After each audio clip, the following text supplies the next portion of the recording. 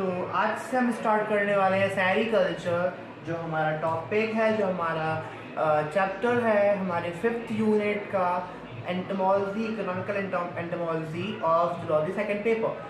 तो यहाँ पे हम क्या देखने वाले हैं, सेरिकल्चर के बारे में पढ़ेंगे। और आज का जो मेन टॉपिक होगा लेक्चर का वो होगा स्पीसीज ऑफ सिल्कवॉर्म को हम कवर करने की कोशिश करेंगे।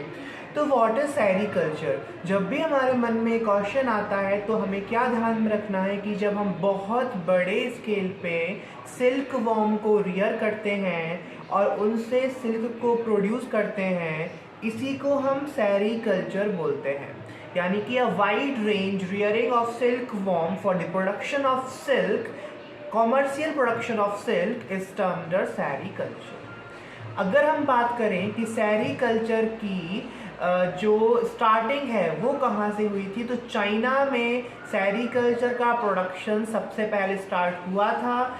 और वो जो डेट थी, जो ईयर था, वो था 2694 BC अप्रॉक्सीमेटली। इसकी जो सिल्क वॉर्म और सिल्क थ्रेड है, इन दोनों की डिस्कवरी का जो क्रेडिट है वो दिया जाता है प्रिंसेस लॉटजू को, जो कि क्वेंग टी स्टेट की प्रिंसेस थी। क्वेंग टी स्टेट की प्रिंसेस थी। इसके बाद ये भी माना गया है वहाँ के लोकल रूलर्स और पीपल्स के थ्रू कि क्वीन सी लैंग जो थी, क्वीन सी लिंग जो थी, उन्होंने एक बार वो अपने जो उनका गार्डन था वहाँ पे टहल रही थी, तो वहाँ पे उनकी हॉट जो टी थी उसमें एक सिल्क वॉर्म का जो कुकून है वो गिर गया और उनका जो उसका प्रोटीन था, जो सिल्क वॉर्म थ्रेड को कोट करता है ऊपर से शायद सिल्क, तो वो उसमें डिजॉल्व हो गया। तो वहीं से सिल्क वॉर्म के बारे में पता चला।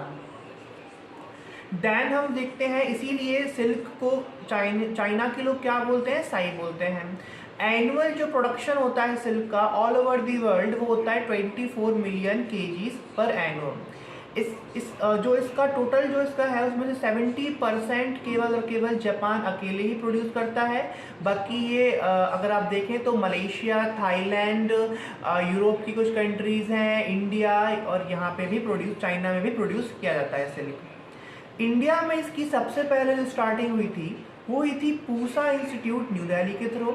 और सर लेफ्रॉय जो थे उन्होंने सेरिकल्चर को स्टार्ट कराया था इंडिया में, पूसा इंस्टीट्यूट न्यू दिल्ली में।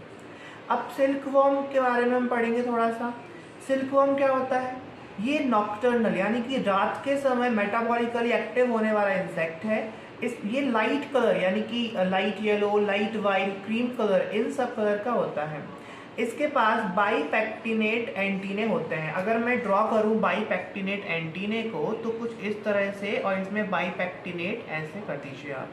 इन्हें हम क्या बोलते हैं? बाईपेक्टिनेट एंटीने। तो इसके पास बाईपेक्टिनेट एंटीने होते हैं। नेक्स्ट अगर हम देखें तो ये जो जितने भी इंसेक्ट हैं जो सिल्क को प्रोड्यूस करते हैं वो बिलोंग करते हैं ऑर्डर लेपिडोपेट्रा से। वो बिलोंग करते हैं ऑर्डर लेपिडोपेट्रा से, और क्लास होती है इंसेक्टा। इंसेक्टा क्लास को हम बहुत डीपली इसी पूरे जो एंटोमोलॉजी है उसमें हम इंसेक्टा क्लास के बारे में ही डिस्कस करने वाले हैं। अब कुकून क्या होता है? देखो, जो आपका सिल्क वॉर्म है उसमें silkworm, pupa, cocoon, adult, इन सबको तो हम और कैटरपिलर, तो जो हमारे इम्पोर्टेंस जिसकी ज़्यादा है सिल्क प्रोडक्शन में वो कौन है? कैटरपिलर और कुकून। जो कैटरपिलर होता है, 5th इंस्टार कैटरपिलर, वो अपनी बॉडी को स्पाइन करता है, उसके चारों तरफ क्या बना लेता है? एक थ्रेड्स की कवरिंग बना लेता है। इसे हम बोलते हैं एक्सटर्नल कवरिंग, और कुकून उसे हम क्या बोलते हैं? कुकून बोलते हैं। इसी कुकून को कल्टीवेट करके हमें सिल्क का जो धागा है उसको, जो रेशम का धागा है उसको एक्सट्रैक्ट करना पड़ता है। अब हमारे पास 5 स्पीसीज हैं सिल्क वॉर्म की इकोनॉमिकल इम्पोर्टेंट, जिनका ज़्यादा है। पहली स्पीसीज है मलबरी सिल्क वॉर्म, दूसरी है तसर सिल्क वॉर्म, तीसरी है मूंगा silk worm, then eri silk worm, and the last one is Atlas silk worm. इनके अलावा भी बहुत सारी सिल्क वॉर्म की स्पीसीज हैं, लेकिन मेनली 5 का इंपॉर्टेंस ज़्यादा होता है। वर्ल्ड वाइड इन्हीं से सिल्क को प्रोड्यूस किया जाता है इकोनॉमिक और कॉमर्शियल लेवल पे। अब हम बात करते हैं मलबरी सिल्क वॉर्म की। इसकी मैं जो एक पिक है वो यहाँ पे अटैच कर दूंगा इस साइड पे, तो आप देख लीजिएगा। मलबरी जो सिल्क वॉर्म है उसका साइंटिफिक नेम क्या है, बॉम्बिक्स मोरी। इसको आप नाम से याद कर सकते हो कि मेरी बम्बई है, यानी कि बॉम्बे मेरा है, तो बॉम्बिक्स मोरी, ऐसे आप इसको याद कर सकते हो। ये मेनली चाइना में ओरिजिनेट हुई थी, लेकिन धीरे धीरे क्या हुआ कि दो यूरोपियन जो व्यापारी थे वो चाइना के मोंक जो वहाँ के जो पंडित होते हैं चाइना के मोंक, ठीक है, भिक्षु, उनकी वेशभूषा में पूरे चाइना में उन्होंने ट्रेवल किया और जहाँ जहाँ सिल्क को प्रोड्यूस करने वाले सेंटर्स थे वहाँ पे गए और उन्होंने पूरी मेथड को देखा और 4-5 कोकून लेकर वो आ गए, ठीक है। कहाँ पे आ गए, यूरोप में जो इस्तांबुल है वहाँ पे आ गए और वहीं पे सबसे पहले आउट ऑफ चाइना क्या हुआ था, पहला जो सेंटर है सिल्क प्रोडक्शन का वो स्टार्ट हुआ था कॉन्स्टेंटिनोपोल, वहाँ जगह का नाम मैं यहाँ पे मेंशन कर देता हूँ, कॉन्स्टेंटिनोपोल, वेट,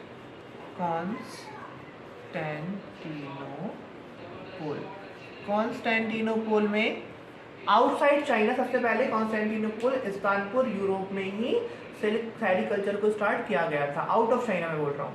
इसके बाद हम क्या देखते हैं, जो मलबरी सिल्क वॉर्म है वो मेन सिल्क वॉर्म की स्पीसीज है जो सबसे ज़्यादा सिल्क को प्रोड्यूस करती है। ये फीड करते हैं मलबरी लीव्स में, मलबरी की लीव्स में ये फीड करते हैं। और हम क्या देखते हैं कि जो इंडिया है, इंडिया में कर्नाटका, असम, कश्मीर, पंजाब और उड़ीसा, वेस्ट बंगाल, यहाँ पे मलबरी सिल्क वॉर्म से सिल्क को प्रोड्यूस किया जाता है। इनसे जो बनने वाली सिल्क है वो वाइट कलर की होती है।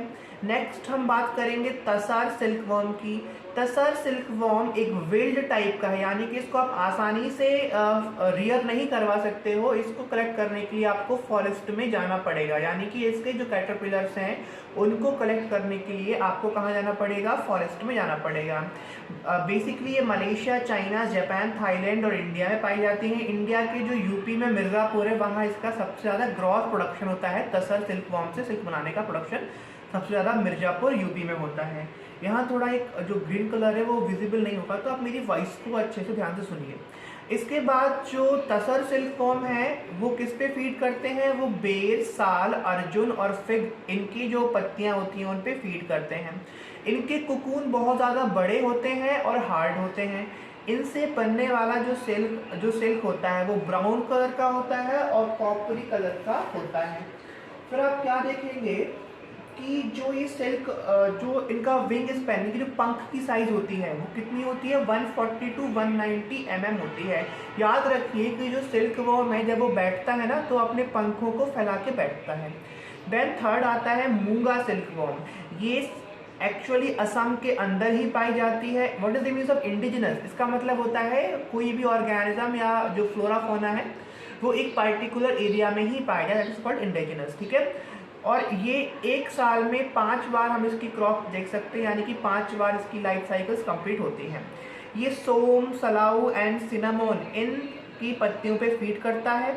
और मूंगा सिल्क वॉर्म है उसका बहुत ज़्यादा वो रेयर होता है और कम प्रोडक्शन भी होता है। इनकी जो सिल्क है उनका कलर एम्बर होता है और वाइट कलर का होता है। और एक चीज़ और ध्यान रखिए कि जो मूंगा सिल्क वॉर्म जब पुपा से बाहर आता है तो एडल्ट के जो आगे वाले पंख हैं, 4 विंग हैं, उनमें सींग लगे रहते हैं, मतलब कि हॉर्न लाइक स्ट्रक्चर्स आपको देखने को, स्पाइंस देखने को मिलते हैं जिनके थ्रू फाड़ करके कोकून को बाहर आता है। और इनका जो सिल्क है वो एम्बर यानी कि हल्का रेड कलर का और वाइट कलर का होता है। उनकी जो पंख की साइज है वो होती है 150 to 170 माइक्रोमीटर्स। तो इसको आप याद रखिएगा। अब हम नेक्स्ट की तरफ चलते हैं। तो यहाँ पे कुछ स्पीसीज हैं सिल्क फॉर्म की, जैसे कि मलबरी सिल्क फॉर्म, उसको मैंने मेंशन किया है। एरी सिल्क फॉर्म को मैंने मेंशन कर दिया है।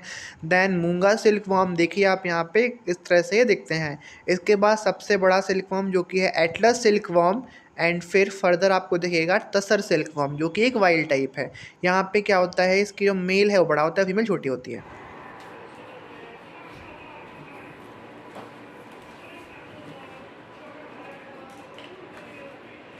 तो जो आपका 4th नंबर का सिल्क वॉर्म का स्पीसीज है वो है eri silk worm. Eri silk worm का साइंटिफिक नेम एटकस रिसिनी भी है, आप इसे याद कर सकते हो। जैसे कि ये इंपॉर्टेंट थोड़ा सा है बेटा, ठीक है। जैसे आप कैसे, सॉरी बेटा नहीं, आप इसको याद कर सकते हो कैसे, अटैकस, यानी कि एक कोई भी भैया है, उनका नाम है रिसिनी, ठीक है, उन्होंने अटैक कर दिया तो आप बोल सकते हो अटैकस रिसिनी, ठीक है। इसके बाद ये उड़ीसा, असम और बंगाल यहाँ पे पाया जाता है। ये इंडिजिनस है असम में, ये इसकी ज़्यादातर जो वैरायटीज़ हैं वो असम में ही पाया जाएगा। एक चीज़ मैं यहाँ मेंशन करना शायद छूट गया होगा कि ये भी 5 टाइम्स क्रॉप देता है एक साल के अंदर, जस्ट लाइक मूंगा सिल्कवर्म, ठीक है। अब इनका जो विंग स्पैन वो होता है 136 टू 144 माइक्रोमीटर्स, और ये फीड करते हैं कैस्टर और पपाया में। कैस्टर मेनली इनका फूड होता है, इसी वजह से इनको कैस्टर सिल्क फॉर्म और कैस्टर सिल्क भी, कैस्टर सिल्क जिनसे बनती है उसे कैस्टर सिल्क भी बोलते हैं।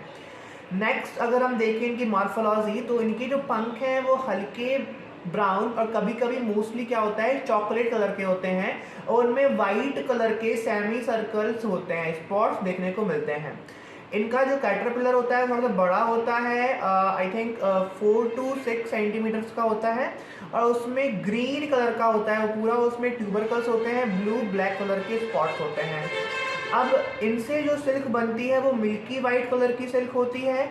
और अब देखो इनसे जो सिल्क बनती है बेटा वो सॉरी बेटा नहीं, वो बार बार मैं 11th-12th को पढ़ाता हूँ, दैट्स व्हाई ये साउंड आता है, सॉरी।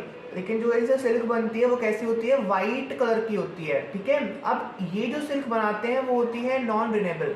मतलब क्या हुआ, देखो इनका जो पुपा के अंदर जो एडल्ट होगा वो क्या करेगा, एक एल्कलाइन लिक्विड छोड़ेगा, जिसके कारण क्या होता है जो पुपा होता है ना वो ब्रेक हो जाता है वन साइड से, या फिर कहीं से भी वो ब्रेक हो सकता है जहाँ से वो एल्कलाइन फ्लूइड छोड़ा गया हो एडल्ट से, ठीक है। तो वहाँ पे फ्रेगमेंटेड फॉर्म में सिल्क हमें मिल जाती है कोकून के अंदर से, तो उस सिल्क को हमें स्पन करना पड़ता है, इसे बोलते हैं स्पनिंग, और इसीलिए इरी सिल्क वॉर्म से बनने वाली सिल्क को हम स्पन सिल्क बोलते हैं, ठीक है। देन आता है हमारा लास्ट जो स्पीसीज है एटलस सिल्क वॉर्म, सबसे बड़ा सिल्क वॉर्म है ये।